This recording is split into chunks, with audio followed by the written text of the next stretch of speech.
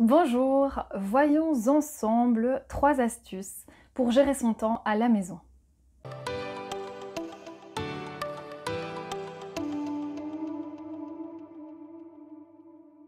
Est-ce que vous êtes plutôt du genre à subir le temps ou justement l'organiser avec volonté et conscience? La gestion du temps amène à un équilibre physique et mental. Cela permet également de guider notre énergie plutôt que de s'éparpiller dans tous les sens.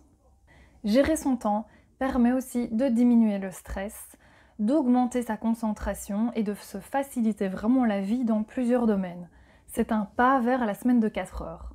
La première étape, c'est centraliser toutes les idées et les tâches. Centraliser toutes les informations, c'est vraiment l'astuce, la solution pour ne pas s'éparpiller.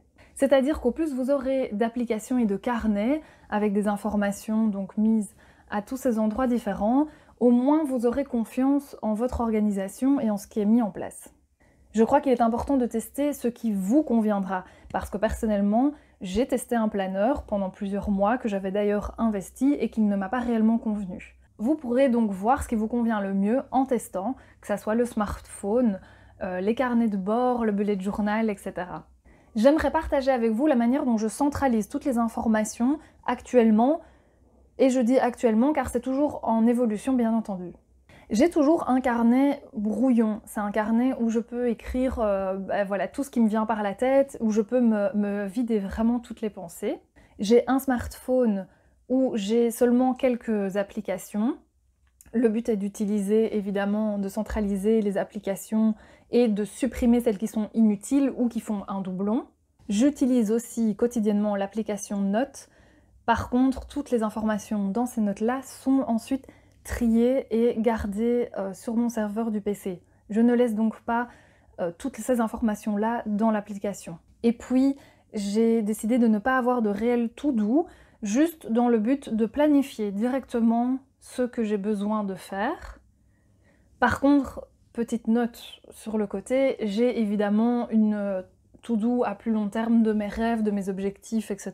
sur mon PC, ça oui, mais tout ce qui peut être actionné directement est remis dans mon agenda. À retenir pour ce point, c'est trouver la manière qui vous parle et en laquelle vous faites confiance. Le deuxième point, c'est prendre une décision qui permet de mieux gérer son temps à la maison. Je vous ai déjà parlé dans un précédent article la règle des 2 minutes, donc je reviens sur cette règle-ci. La règle des 2 minutes fonctionne évidemment pour toutes les tâches, que ça soit au boulot, que ça soit dans la gestion des mails, je l'avais remis dans l'article sur la gestion des mails, que ça soit pour voilà, des activités, des tâches à la maison. Le principe est de faire directement toutes les tâches qui durent moins de 2 minutes, et celles qui durent plus de 2 minutes, là on va les planifier. Votre motivation sera amplifiée à partir du moment où vous prenez conscience de vos besoins satisfaits et insatisfaits derrière la situation. Et prendre une décision va actionner les choses. Je pars donc du principe que nous avons toujours le choix, bien que ces choix aient des conséquences. Apporter de la conscience dans les décisions qu'on prend permet de ressentir beaucoup moins de pression pour faire les choses. Par exemple, ma tâche est de sortir les poubelles. Je peux décider de les sortir maintenant, ça me prend plus ou moins 2 minutes et je satisfais mon besoin de propreté. Je peux par contre prendre la décision de ne pas aller sortir les poubelles maintenant, mais de faire une sieste avant de sortir les poubelles pour satisfaire mon besoin de repos. Et le troisième point, c'est utiliser son agenda pour mieux gérer son temps à la maison. On sait bien que l'agenda permet de planifier tous ses rendez-vous, mais il sert aussi à planifier toutes ses tâches. Les tâches qui sont urgentes et importantes sont faites directement ou dans la journée en fonction de ce que c'est. Les tâches qui sont non urgentes mais importantes, je les planifie et je me tiens à mon agenda. Pour les tâches non importantes mais qui restent urgentes, je regarde si je peux la déléguer. Est-ce que je peux demander de l'aide à quelqu'un? Si ce n'est pas possible directement, je la planifie au moment opportun également dans mon agenda.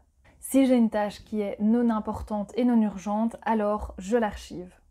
Vous l'aurez compris dans cette vidéo, ce qui provoque la grande différence dans la manière de gérer son temps, c'est la prise de conscience. C'est-à-dire que je peux subir ou je peux prendre les choses en main. Et puis n'oublions pas que nous avons comme une sorte de batterie à 3 pôles qui est physique, mentale et émotionnelle. Il est donc important de faire attention à chaque côté. Et je sais personnellement que ma batterie émotionnelle est plus vite vidée, donc je vais faire attention à la recharger.